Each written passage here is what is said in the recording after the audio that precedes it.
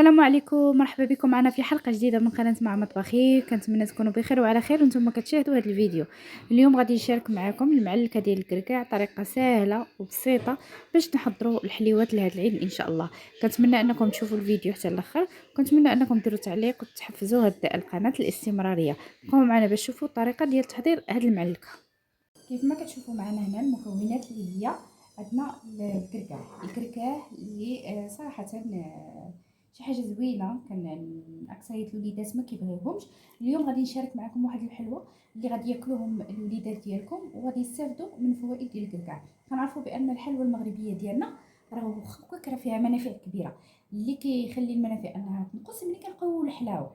اليوم غنشارك معكم طريقه التحضير ديال المعلكه ديال الكركاع 100% الكركاع، وغريبه غتجي زوينه ولذيذه، طريقه جد ساهله وبسيطه ما فيها لا تعقيدات لا حتى شي حاجه. كناخذوا كميه ديال الكركاع اللي بغيتو تخدموا بالرابعه، بغيتو تخدموا نص كيلو، بغيتو اللي بغيتو، المهم ديروا كميه توجدوها ان شاء الله في هذا العيد الكبير. انا غادي ناخذ واحد الكميه، غادي غير نصهدها في الاير فراير كيف ما كتشوفوا. غادي نصهدها واحد شويه ومن بعد غادي ندوز وغادي نطحنها في الهاشوار كيف ما قلت لكم. انا غادي نصهدها وغادي ندوز نطحنها في الهاشوار باش غادي ندوز للمرحله التاليه. من بعد ما حمرتو شويه كنصهدوه، كنحيدو منه ديك الرطوبه، كنصهدوه واحد شويه باش كيجينا ملي كنديرو في الهاشوار كيساع كي تطحن. وما كنطحنوش بزاف، ما كنخليوش يعني معجن ولا كنديرو عقده ديال اللوز ولا العقده ديال الكركاع، لا كنخليوه واحد شويه مهرمش باش كيعطينا هذيك التعليكه اللي حنا محتاجينها، ما كيجيناش بحال الدقيق. غادي ناخذ هاشوار البنات وغادي نبقى نطحن في الهاشوار ياك، وندير هنا في قصريه في اي حاجه اللي كتساعدكم باش تجمعوا الخليط. كما قلت لكم غادي نبدا ندير شويه بشويه، ندوزهم في الهاشوار ومن بعد غادي نديرهم في القصريه ديالي. نبدا نخيط شويه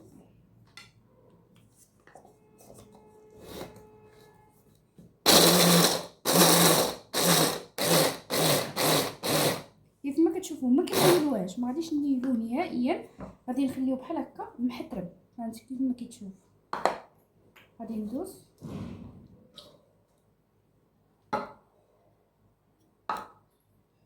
غنستمر بحال هكا حتى غادي نكمل الكركاع ديالي كامل.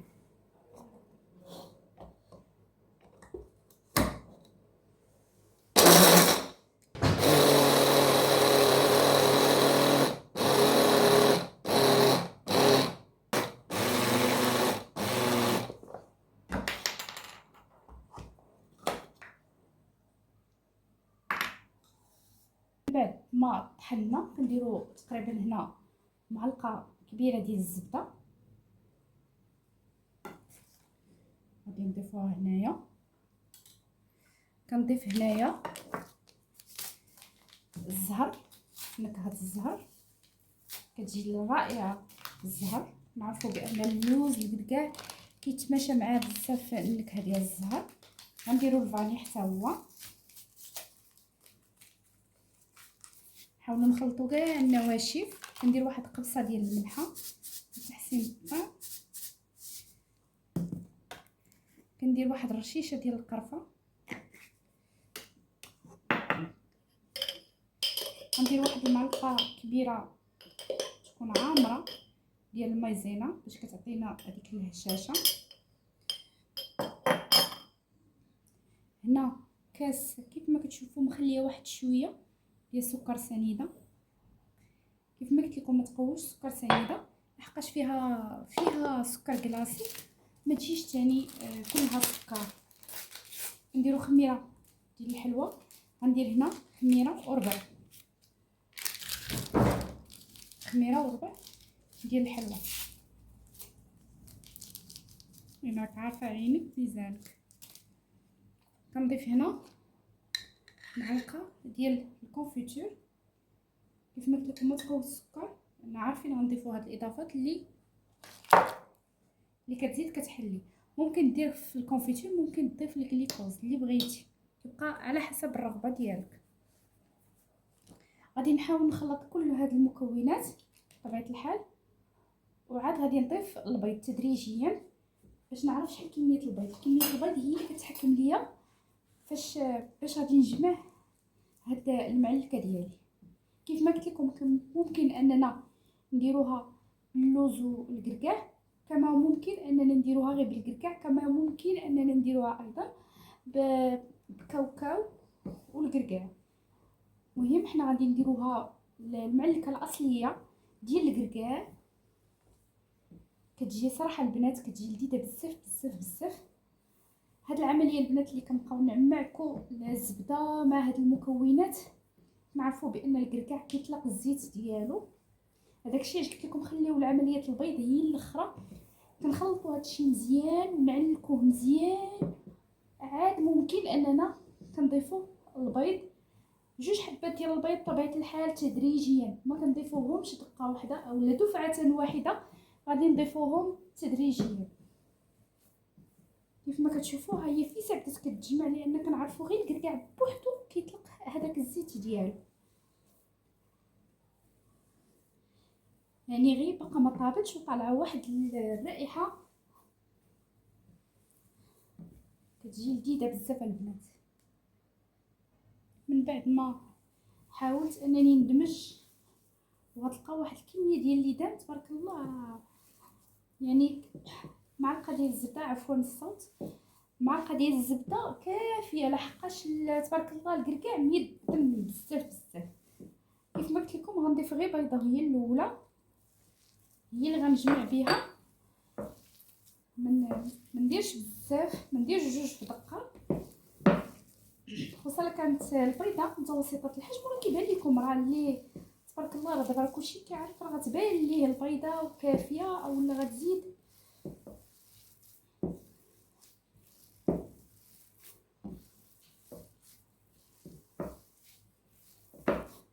انا بالنسبه ليا جاتني البيضه هنا يعني كافيه باش غادي نقدر نشكل المعلكه ديالي. غادي نخليها على جنب واحد المده حتى كتسلق مزيان وكتجانس مع بعضياتها. عاد غادي ندوزو باش غادي نشكلوها وندخلوها الفران. بعد ما خليناها كترتاح كيف ما كتشوفوا غادي نحاولوا اننا نشكلوها. راك شوفوا البنات يدي ناشفه وطلقات ليا الزيت.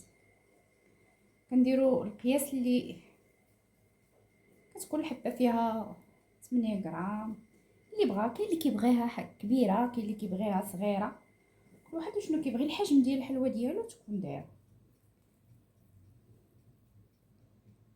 صافي كنحاولوا نفندوهم مزيان في الكوك، ياخذوا كميه عفوا السكر كلاصي، ونحاولوا نديروهم مقياس واحد باش كيجيونا في المنظر زوينين. اللي عندها النفس طويل وممكن انها تعبرهم ممكن باش يكون خليها ناعم بزاف غادي يطلق لينا الزيت بزاف. كنستمروا بحال هكا. الفران شعلناه البنات الفوق لتحت على درجه الحراره 250 الماكسيموم. كنشعلوها وكندخلوها على هاد درجه الحراره من فوق لتحت. ملي كتبدا تشقق كنقص الحراره باش كنخليها طيب، خاصها تفرقع ومن بعد عاد كتبدا طيب. مده الطهي ديالها ما كتجاوزش البنات 10 ديال الدقائق، يعني راه في ساعه كطيب، ما كتاخذش بزاف، ما فيها لا دقيق لا والو، يعني بحال غنطيبوا البيض مع الكركاع. ونحاولوا نديروهم قياس واحد. كنستمر بحال هكا حتى غادي نكمل الكميه ديالي وغادي ندوز باش نشكلها. كيف ما كتشوفوا غادي نحاول انني نهز معاها كميه مهمه ديال السكر كلاصي. يعني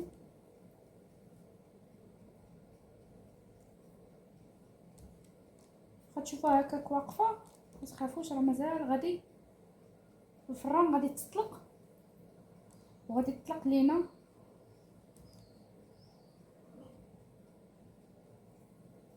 كيف ما ممكن انكم اللي ما بغاش بحال هكا يدوزها في الكوف. انا باغا الحلوه الكوف، اللي بغا ما يدوزهاش في السكر كلاصي ممكن يخليها غير بحال هكا كتجي زوينه بزاف حتى هي.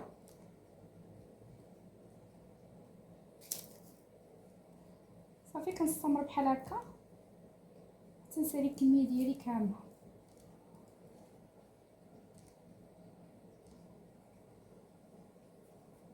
ضروري نوجدوا البنات الحلوى للعيد، تعظيم لشعائر الله بطبيعه الحال. عيد الاضحى ماشي فقط عيد اللحم، ولكن كنديروا حليوات اللي ما نبقاوش نضلوا النهار كامل وحنا كناكلوا في اللحم. نديروا شويه الحلوى، شويه المسمن، شويه كيكه، باش كنوجدوا الفطور ديالنا ولا الكوتي ديالنا. غنصبر بحال هكا حتى غادي نكمل، وغادي نضيف عليه هنايا بطبيعه الحال كنكونوا خلينا واحد الكميه ديال الكركاع.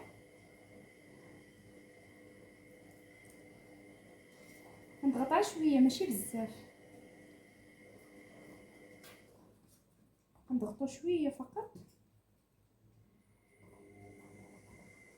نحاول ناخذ نص الكركاعه اللي كتكون صغيره اللي تمشي ليا مع صافي. غنستمروا بحال هكا حتى غادي نكملوا هاد الطاوه ديالي كامله.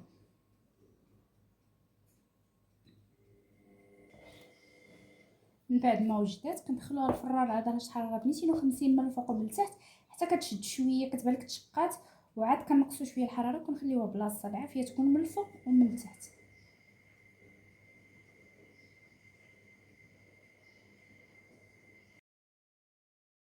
كيف ما كتشوفوا من بعد ما دخلناها للفرن كنشعلوها كيف ما قلت لكم درجه حراره مرتفعه. ملي كتبدا تشقق كنقصوا منه وكنخليوها كطيب. ما كتاخذش بزاف ديال الوقت، لان غير الكركاع والبيض راكم عارفين ما كياخذش الوقت بزاف. كتجي لذيذه وكتجي رائعه وكتجي حتى الريحه ديالها يعني كتشهي. فيها القرفه، فيها الزهر، فيها الكركاع ومعلكه كيف ما كتشوفوا. ما كتجيش مدقسه نهائيا، يعني كتجي كلها معلكه. كنتمنى انكم تجربوها، كنتمنى ان يعجبكم الفيديو، تعجبكم طريقه التحضير ديالها وكتعجبكم المقادير.